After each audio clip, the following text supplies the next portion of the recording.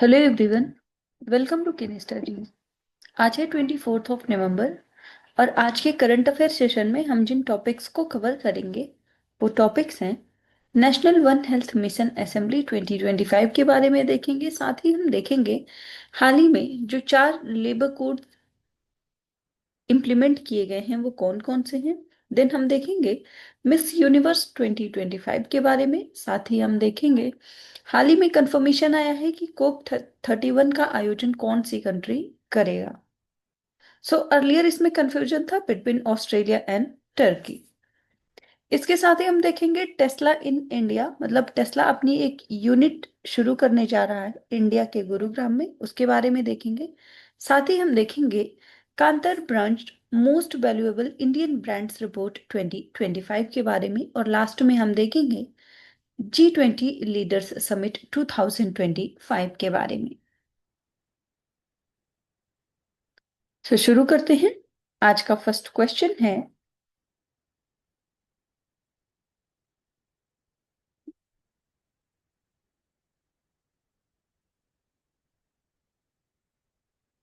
What is the theme of the National One Health Mission Assembly 2025?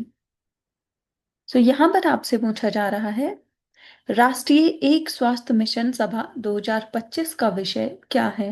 आपके options हैं one word one health, second one earth one health and one future, third health for all one future, या फिर people planet and health. तो यहाँ पर आपको बताना है कि national one health mission assembly जो है उसका इस वर्ष का थीम क्या रहा है।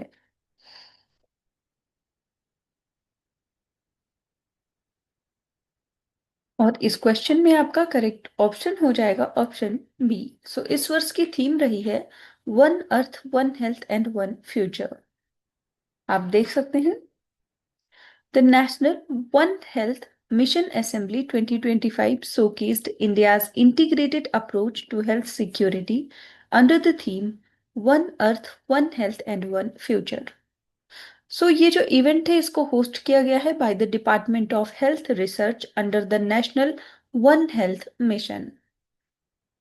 And the one health approach integrates the health of people, animals and the environment to address complex health challenges.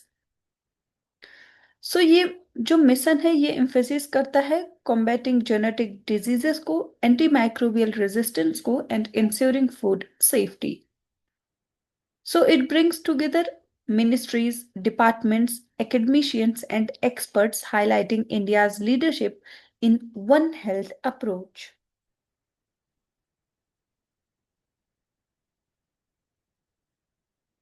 बढ़ते हैं नेक्स्ट क्वेश्चन की ओर।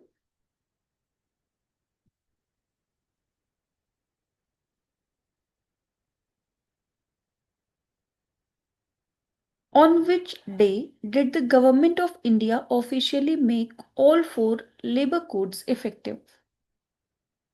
यहाँ पर आपसे पूछा जा रहा है भारत सरकार ने किस दिन आधिकारिक तौर पर सभी 4 जो श्रम संहिताएं हैं उनको प्रभावी किया है।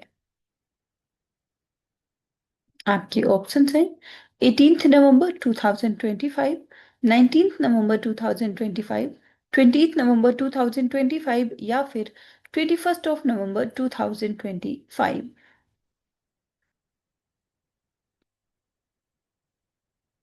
यहाँ पर आपसे जो 4 लेबर कोड्स हैं उनके बारे में पूछा जा रहा है कि वो किस डेट से प्रभावी हुए हैं।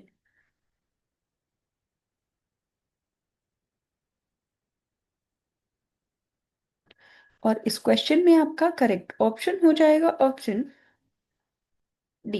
ये प्रभावी हुए हैं 21 नवंबर 2025 से। आप देख सकते हैं The Government of India officially made all 4 labor codes effective on 21st of November 2025, marking a historic labor reform.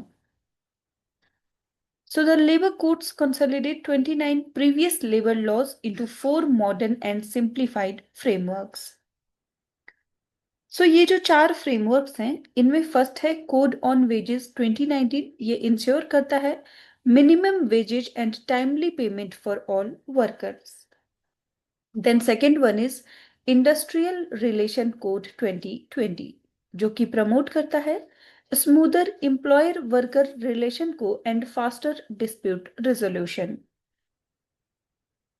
सो जो थर्ड लॉ है वो है code on social security 2020। So it extends social security to gig platform, migrant and self-employed workers. And the fourth one is Occupational Safety, Health and Working Conditions Code 2020. So ये set करता है national standards for work place safety and health checkups. तो ये चार labour codes हैं जिनको implement किया गया है 21 नवंबर से। So the reform aims to strengthen workers' protection, expand social security, and create a business-friendly environment. So this milestone is essential for building a future-ready workforce and improving compliance. And the reform will impact workers across various sectors, including organized, unorganized sector, gig economy, platform, MSME, and export sectors.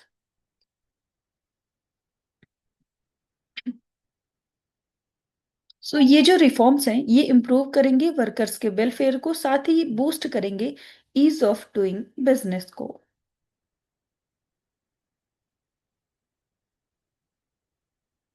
बढ़ते हैं next question की ओर।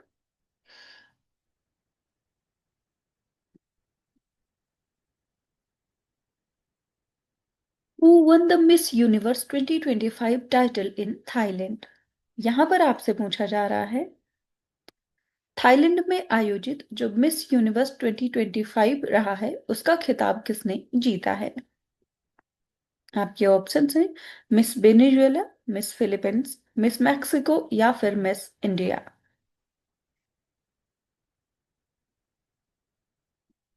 यहाँ पर आपसे miss Universe 2025 के title के बारे में पूछा जा रहा है कि ये किसने या किस कंट्री ने जीता है।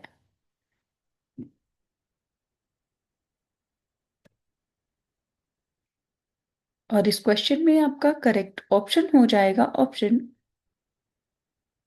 सी। सो ये जीता है मिस मैक्सिको ने। आप देख सकते हैं Miss Mexico Fatima Bosch won the Miss Universe 2025 title in Thailand, marking a significant milestone in her journey, and her victory is a testament to her perseverance, overcoming dyslexia and ADHD to become a passionate volunteer for migrants and vulnerable communities. So Miss Venezuela was named second runner-up and Miss Philippines third runner-up and Miss Cote d'Ivoire fourth. India की बात करें तो India की Manika Vishwakarma did not make it to the top 12, marking the end of India's wait for a Miss Universe crown since Harnaaz Kaur Sandhu's victory in 2021. So Fatima Bose win highlights the importance of resilience and serving others through her journey with mental health challenges. आप ध्यान रखेंगे miss Universe 2025 का ये जो competition रहा है इसमें भारत को रिप्रेजेंट किया है मनिका विश्वकर्मा ने, और ये खिताब जिसने जीता है वो संबंधित है मैक्सिको से और उनका नाम है फातिमा बोश।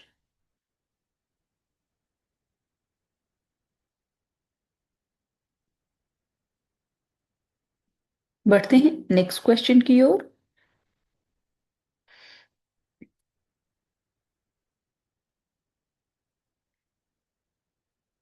Which country has been confirmed as the official host of COP31, the 2026 UN Climate Change Conference, following the compromise agreement reached at COP31 in Brazil?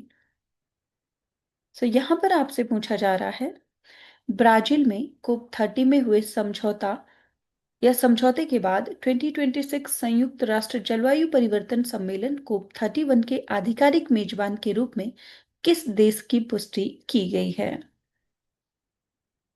आपके ऑप्शंस हैं ऑस्ट्रेलिया, टर्की, ब्राजील या फिर फ्रांस।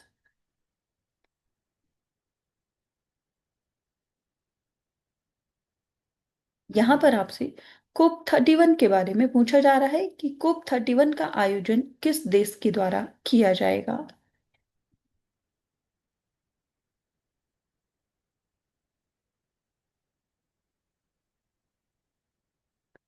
और इस क्वेश्चन में आपका correct option हो जाएगा ऑप्शन बी। सो ये किया जाएगा टर्की के द्वारा। आप देख सकते हैं Turkey has been confirmed as the host of COP31, managing all logistical and diplomatic responsibilities after a diplomatic compromise with Australia during discussions at COP30 in Brazil. So, Australia will lead intergovernmental negotiations as part of the compromise, even though it is not the host nation. So, a pre COP event is likely to be held in the Pacific region to highlight the concerns of small island nations. And the agreement ends a prolonged hosting dispute that began when both countries submitted bids in 2022. So UNFCCC की बात करें तो इसको establish किया गया 1992 में to address global climate change and also organise the annual COP meetings.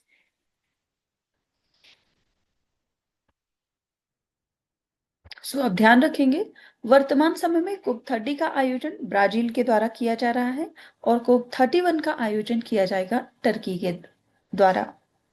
इसके साथ ही आप कमेंट करके बताएंगे कि कोप 32 जो है उसका आयोजन कब और किस देश के द्वारा किया जाएगा। बढ़ते हैं नेक्स्ट क्वेश्चन की ओर।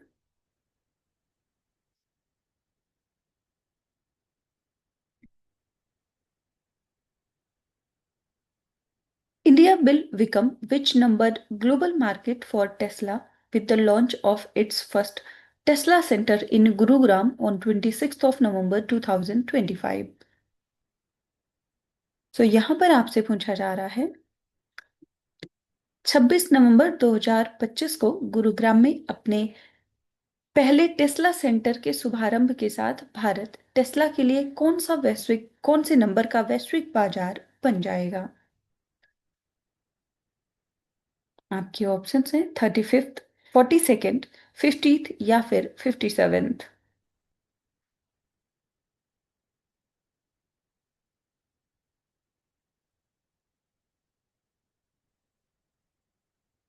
और इस क्वेश्चन में आपका करेक्ट ऑप्शन हो जाएगा option C. So India 50th global market बन जाएगा टेस्ला का।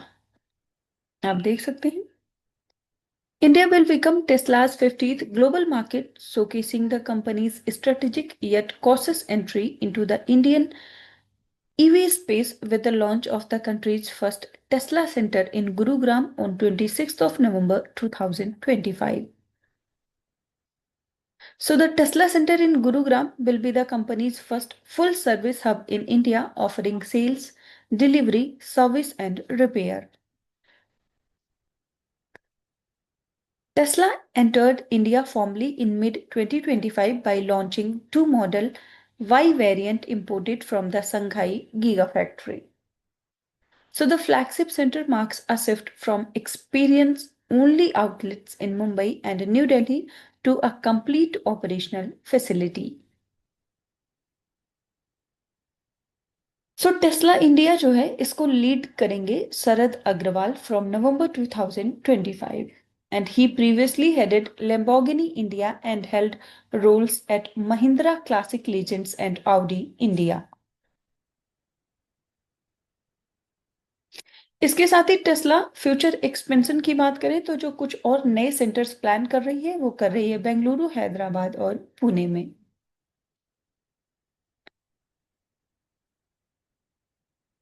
बढ़ते हैं नेक्स्ट क्वेश्चन की ओर।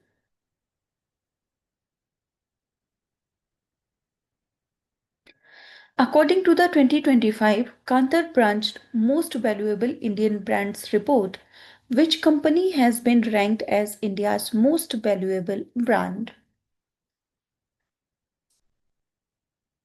यहां पर आपसे पूछा जा रहा है 2025 का Kantar brands most valuable Indian brands report के अनुसार किस कंपनी को भारत का सबसे मूल्यवान ब्रांड का दर्जा दिया गया है?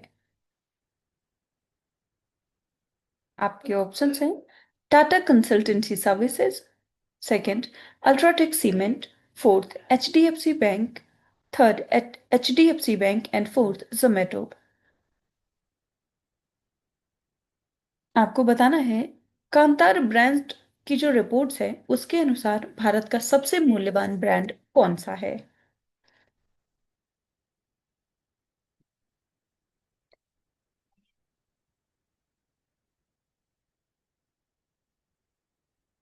और इस क्वेश्चन में आपका करेक्ट ऑप्शन हो जाएगा ऑप्शन सी। सो इस रिपोर्ट के अनुसार जो सबसे वैल्यूएबल ब्रांड है वो है एचडीएफसी बैंक। आप देख सकते हैं HDFC Bank has regained its position as India's most valuable brand in the 2025 Kantar Brands report with a brand value of $44.9 billion. So HDFC Bank's comeback is attributed to post-merger consolidation with the HDFC Limited and strong digital innovation.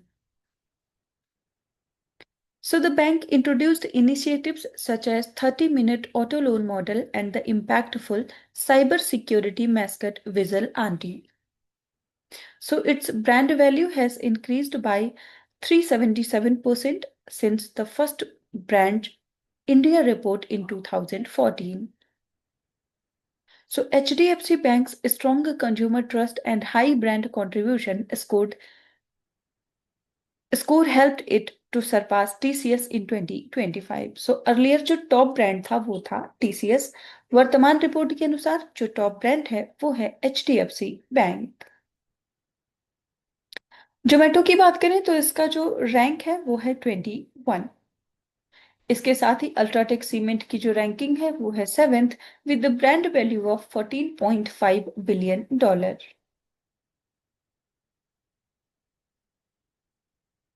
सो जो कंतार brand method methodology है वो combine करती है financial performances को with the consumer perception.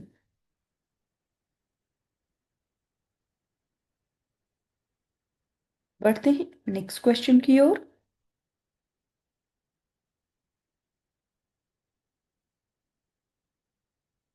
Prime Minister Narendra Modi visited which country to attend the 20th G20 Leaders Summit scheduled from November 21st to 23rd? यहां पर आपसे पूछा जा रहा है प्रधानमंत्री नरेंद्र मोदी 21 से 23 नवंबर तक आयोजित 20वें G20 नेताओं के शिखर सम्मेलन में भाग लेने के लिए किस देश का दौरा हाल ही में किए हैं? आपके ऑप्शंस हैं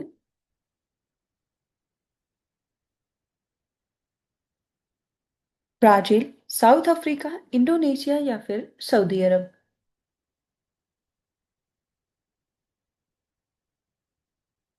और इस क्वेश्चन में आपका करेक्ट ऑप्शन हो जाएगा ऑप्शन बी। सो अभी हाल ही में जो G20 का आयोजन किया गया है समिट का वो किया गया है साउथ अफ्रीका में। आप देख सकते हैं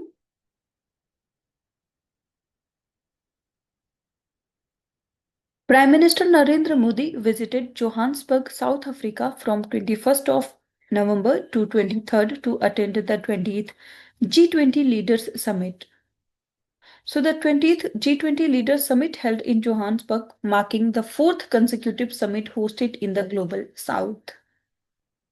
So PM Modi presented India's perspective on the G20 agenda across all three sessions, and he held several bilateral meetings with the world leaders on the sidelines of the summit. And he will also participate in the India Brazil South Africa leaders meeting hosted by the South Africa.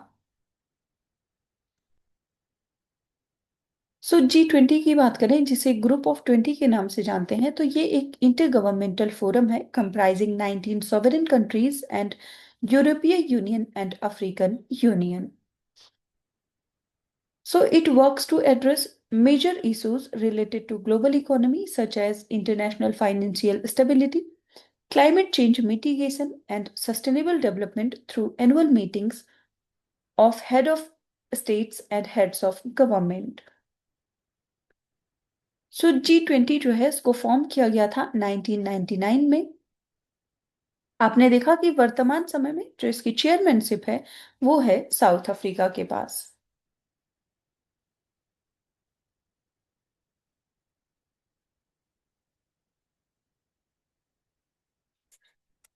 सो आज के current affair session में इतना ही। Thank you for watching. Do like share and subscribe.